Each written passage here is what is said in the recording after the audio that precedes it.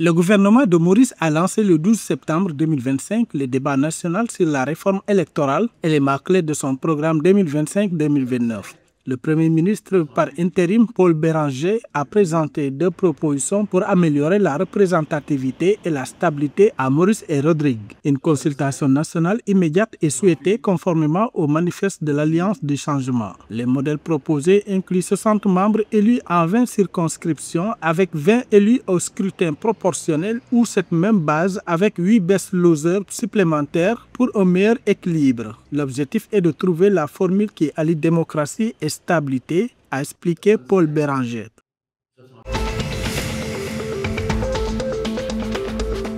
Selon la Banque centrale de Madagascar, BFM, l'inflation à Madagascar, bien que montrant une tendance à la baisse, demeure à un niveau élevé. En juillet 2025, l'inflation globale annuelle s'est établie à 7,9%, marquant un ralentissement par rapport aux 8,2% enregistrés en juin d'après le rapport de la BFM du 12 septembre 2025. L'augmentation du prix du riz sur le marché local a été un facteur clé contribuant à cette inflation, l'éloignant de l'objectif de 5% fixé par la banque à moyen terme.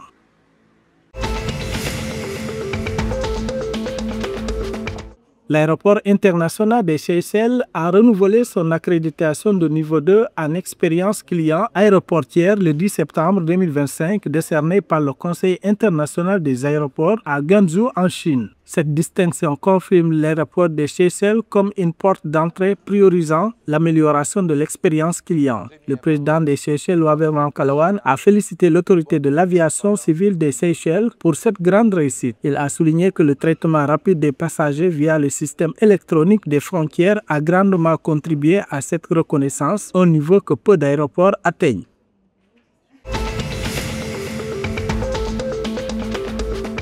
Les autorités comoriennes ont inauguré le 11 septembre 2025 le bateau Yamele au port international de Moussamoudou.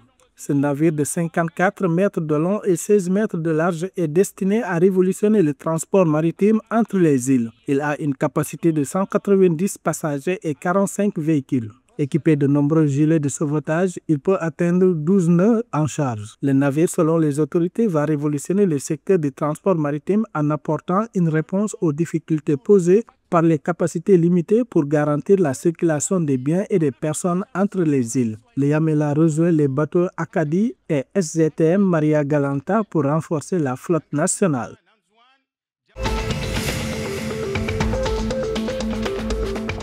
Les Comores ont entamé victorieusement leur parcours dans le groupe A des éliminatoires de la CAN Total Energy COSAFA au stade Ngoni Maoz à Harare, au Zimbabwe, le 11 septembre 2025. Malgré avoir été réduit à 10 joueurs, les Comores ont signé une victoire nette de 3-0 face à l'Eswatini, également en infériorité numérique. Les Comores ont pris l'avantage en première mi-temps grâce à Fasidine Saïd Ahmada. Après la pause, Mathias Daniel Ali a creusé l'écart, puis Fahad Mohamed a clos le score, offrant ainsi un départ idéal au double quatrième. Cette défaite compromet sérieusement les chances de l'Eswatini de se qualifier depuis le groupe A.